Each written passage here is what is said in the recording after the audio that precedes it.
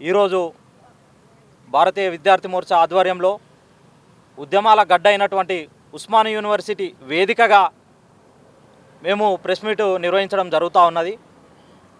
దీనికి ప్రధాన కారణము 23 ఈ నెల 23 అంటే గురువారం రోజు భారతీయ విద్యార్థి మోర్చా ఆధ్వర్యంలో డైరెక్టర్ ఆఫ్ స్కూల్ ఎడ్యుకేషన్ని ముట్టడి చేస్తూ ఉన్నాం. దీనికి మా ప్రధాన డిమాండ్లు ఏవైతే గురుకుల పాఠశాలలు రెంటెడ్ బిల్డింగ్లలో ఉన్నాయో గురుకుల పాఠశాలలకు ఓన్ బిల్డింగ్స్ నిర్వహించాలని, మరియు ఫీజు రియంబర్స్మెంట్ ఏవైతే బకాయిలు బాకీ ఉన్నాయో ఫీజు రియంబర్స్మెంట్ కూడా చెయ్యాలని, అదేవిధంగా రైట్ టు ఎడ్యుకేషన్ యాక్ట్ 2009 ఏదైతున్నదో దాన్ని ఇంప్లిమెంట్ చేసి రైట్ టు ఎడ్యుకేషన్ యాక్ట్ ప్రకారము ఈ ఈ ఈ తెలంగాణ ప్రభుత్వము ఇలా ఒక్కసారి ఆలోచించాల్సిన అవసరం ఉన్నది. ఇలా విద్యాశాఖ మంత్రిగా ఉన్నటువంటి రేవంత్ రెడ్డి గారు ఏం మాట్లాడుతూ ఉన్నారు? ఇలా మనం ఈ సమాజం చూస్తలేదు అనుకుంటున్నారు. ఈ సమాజం అంతా సోయిదప్పి ఉన్నదని అనుకుంటుర్రా అని చెప్పేసి మేము ఈ సందర్భంగా మీకు అడుగుతూ ఉన్నాం. ఇలా విద్యాశాఖ మంత్రిగా ఉన్న మీరు ఒక రాజ్యాంగబద్ధమైనటువంటి సీటులో కూర్చుండి ఇలా ఈ రాష్ట్రానికి ముఖ్యమంత్రిగా ఉన్నటువంటి మీరు ఇలా 27 స్కూళ్ళని తీసేసి 4,000 స్కూళ్ళనే పెడతాము, ఇంకా 23,000 స్కూళ్ళని ఏం చేయదలుచుకున్నాయ్యా మీరు? ఈ 23,000 స్కూళ్ళను కార్పొరేట్ స్కూల్గా మార్చాలనుకుంటున్నారా? లేకపోతే ఊర్లలో కదా మనం చూస్తాం కదా బెల్ట్ షాపులు, ఇలా మీరు బెల్ట్ షాపులు చేయాలని అనుకుంటున్నారా? ఈ సందర్భంగా మేము ఇలా రాష్ట్ర ప్రజలందరికీ విద్యార్థి లోకానికి ఇలా మేము విజ్ఞప్తి చేస్తూ ఉన్నాం. ఇలా చదువుకొని మూర్ఖులు రాజకీయ నాయకులు అయితే ఇట్లాంటి పరిణామాలు జరుగుతున్నాయి అనేదానికి ఈ వాక్యము ఏదైతే 27 స్కూళ్ళు ఉన్నాయో దాన్ని 4,000కు తీసుకొస్తాము అనే అంశం ఉన్నది చూసిరా, ఇది ఒక బెస్ట్ ఎగ్జాంపుల్గా మనం తీసుకోవచ్చు. ఇలా వాళ్ళకు విద్య పట్ల అవగాహన లేదు, ఎందుకంటే వాళ్ళు చదువుకోలేరు. ఇలా కేవలం ఇలా ప్రైవేట్ కార్పొరేట్ స్కూళ్ళను ఎంకరేజ్ చేస్తూ ఇలా ఒక విద్యాశాఖ మంత్రిగా ఉన్న మీరు, ఇలా ఒక రాష్ట్రానికి ముఖ్యమంత్రిగా ఉన్న మీరు ఇలా పోయి కార్పొరేట్ స్కూళ్ళను ఓపెన్ చేయడం అంటే ఇది దేనికి సంకేతం అని చెప్పేసి ఈ సందర్భంగా మేము అడుగుతూ ఉన్నాం.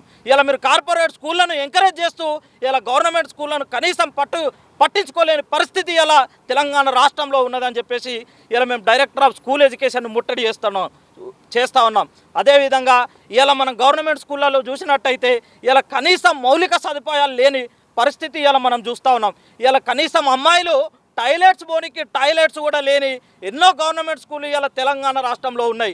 ఇలా మీరు ఏం చెప్తున్నారు? గవర్నమెంట్ స్కూళ్ళని ఎంకరేజ్ చేయకుండా మీరు ఏమంటున్నారు? గురుకులాలను తీసుకొచ్చినామని చెప్పేసి మాట్లాడుతున్నారు.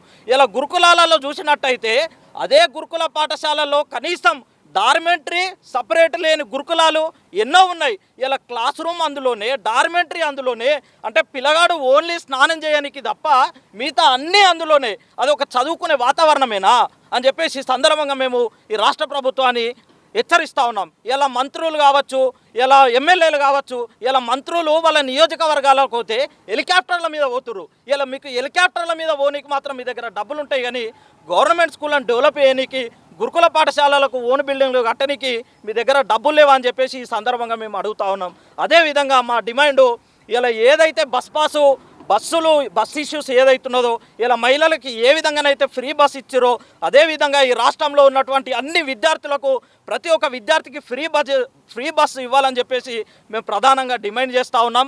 మరియు మనం చూసినట్టయితే ఇలా ప్రైవేట్ స్కూళ్ళల్లో కావచ్చు, వివిధ విద్యా సంస్థలలో ర్యాగింగ్ పేరు మీద ఎన్నో అరాచకాలు జరుగుతూ ఉన్నాయి. ఎంతోమంది విద్యార్థులు ర్యాగింగ్కు గురవుతూ ఉన్నారు. ఇలా ర్యాగింగ్ నిరోధక చట్టాన్ని ఇలా రాష్ట్ర ప్రభుత్వం ఇంప్లిమెంట్ చేయాలని చెప్పేసి ఈ సందర్భంగా మేము డిమాండ్ చేస్తూ ఉన్నాం. రైట్ టు ఎడ్యుకేషన్ యాక్ట్ కావచ్చు, ఇలా ఫీజు నియంత్రణ చట్టం అనేది తీసుకురావాల్సిన అవసరం ఉన్నది. ఇలా మనం రాష్ట్రం ఏర్పడ్డదే ఇలా రాష్ట్రం ఏర్పడ్డ తర్వాత ఇలా మనం చూసినట్టయితే ఇలా ఒక ఆయననేమో ఇలా అప్పులపాలు చేసిందని చెప్పేసి మీరు చెప్పారు కదా.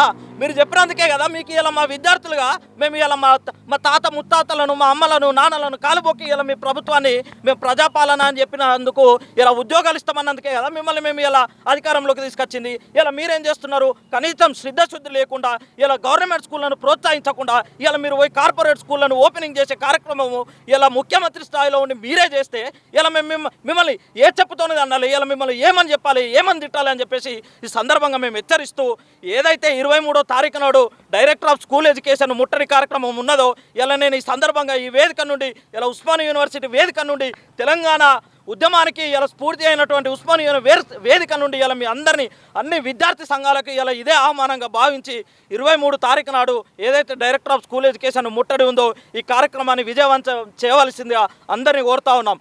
ఇలా మీరు మేనిఫెస్టోలో ఏం పెట్టిరు, మండలానికి ఒక ఇంటర్నేషనల్ స్కూల్ అని పెట్టిరు. అరే ఇంటర్నేషనల్ స్కూల్ కాదురా భయ్, ఉన్న స్కూల్ను ఫస్ట్ డెవలప్ చేయు. ఇలా నువ్వేం మాట్లాడినావా, ఒక ప్రెస్ మీట్లో ఏం చెప్పినావు నువ్వు, ఇలా విద్యాశాఖ మంత్రిని వేరేటోళ్ళకి ఇవ్వడం ద్వారా దాన్ని మిస్యూజ్ చేస్తారేమో అని చెప్పేసి నా దగ్గర పెట్టుకున్నా అని చెప్పినావు నువ్వు. అవునా, ఇలా నువ్వు విద్యాశాఖ మంత్రి ఉండడం ద్వారా ఇలా సామాన్యమైనటువంటి ప్రజలు విద్యార్థి నాయకులను ఇలా విద్యాశాఖ మంత్రిని కలిసే అవకాశం ఉన్నదా? ఇలా ముఖ్యమంత్రిని కలవాలంటే ఎన్నో ప్రోటోకాల్లు ఉంటాయి. ఇలా టీచర్లు కావచ్చు, పేరెంట్స్ కావచ్చు, ఇలా పోయి విద్యాశాఖ మంత్రిని కలిసే పరిస్థితే ఇలా తెలంగాణలో లేదు.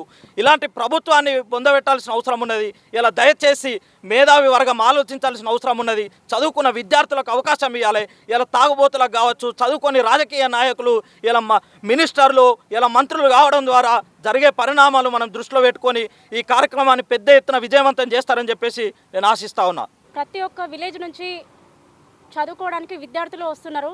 వాళ్ళకి కరెక్ట్గా సదుపాయాలు లేవు.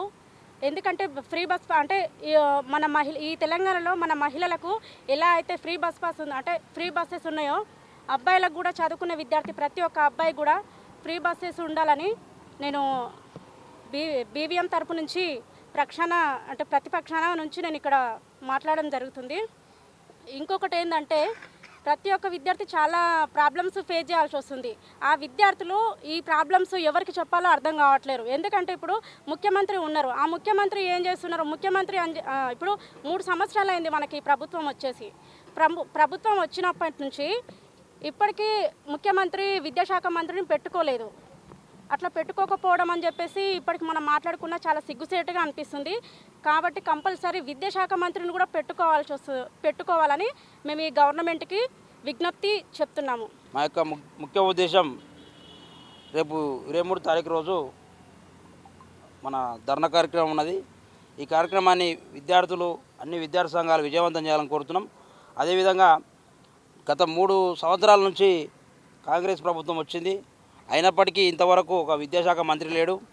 సంక్షేమ హాస్టళ్లకు ప్రైవేటు బిల్డింగ్ల వల్ల ఆ దళారీ వ్యవస్థలో ఉన్న వాళ్ళు బాగుపడుతున్నారు, మీడియేటర్లు బాగుపడుతున్నారు, కానీ విద్యార్థులకు సరైన భోజనం అంత లేదు, సరైన వాతావరణం అంత లేదు.